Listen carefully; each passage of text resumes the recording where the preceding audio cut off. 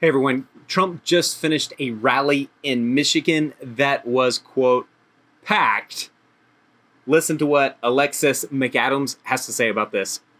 And for the first time, the new Republican nominee for Vice President, J.D. Vance, joined Donald Trump. Fox News correspondent Alexis McAdams is live in Grand Rapids, Michigan.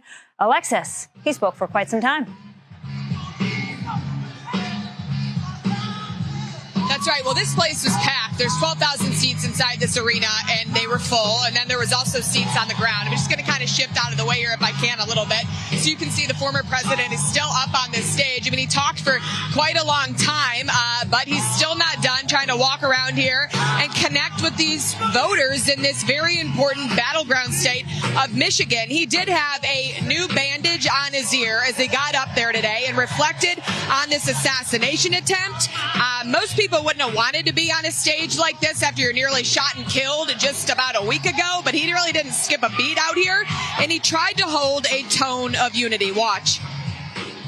The other side's going around trying to make me sound extreme, like I'm an extremist. I'm not. I'm a person with great common sense. I'm not an extremist at all. We're going to do a poll. Who's your favorite candidate? Who would you like? Let's do it. Who would you most like to run against? Ready? Kamala Harris. Crooked Joe Biden. They keep saying, he's a threat to democracy. I'm saying, what the hell did I do for democracy? Last week, I took a bullet for democracy. Former President Trump and his new running mate, Ohio Senator J.D. Vance, took that stage in Michigan. They slammed President Biden and Vice President Kamala Harris, pointing out that they don't even know who the Democratic nominee is going to be at this point. Vance could help win over many voters in the Rust Belt. Well, where's that? That's like Michigan, where we are now, Pennsylvania, Wisconsin, and Ohio. That's because J.D. Vance is a working class guy who they believe can help connect with those voters, and says President Trump just wants to make America safe again. What is radical about telling the drug cartels and the violent gangs across the world, you're not welcome in this country?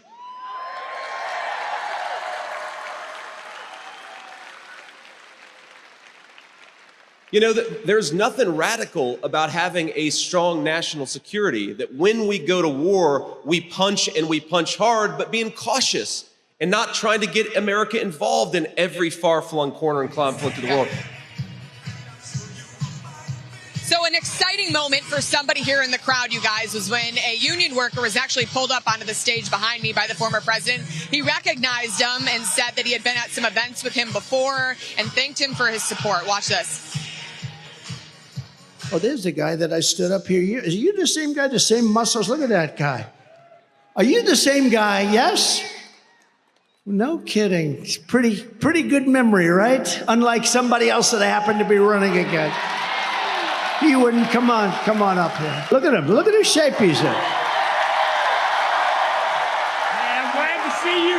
Wow. I'm glad to see you. What's up, brother? I'm glad to see this guy.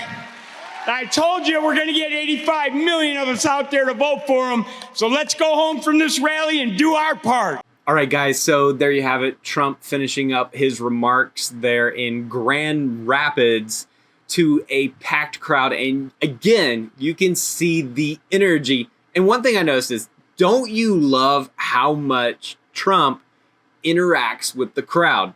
I mean, just, you got to love his like randomness, bringing up a supporter, letting the support, speaking to the mic. I don't think any of that was planned. I don't think any of it was on the schedule, but Trump is just so dynamic with his crowd. And I think that's why people love him so much. I think that's why he's going to win in November, as opposed to Joe Biden, who just kind of stands there and stares blankly into the distance. I mean, some of Trump's comments are hilarious. Yeah, that's the best words I got to say. They're hilarious, right? You could say he's maybe a little bit arrogant. Whatever. He's from New York.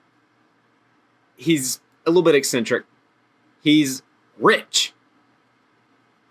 And he has some really great ideas for how to help this country. We've already seen what he does when he's president. Let's see what happens in the next 4 years. All right, guys, leave a like, hit that thumbs up button. It helps out the channel. Subscribe, and I'll see you with another video soon.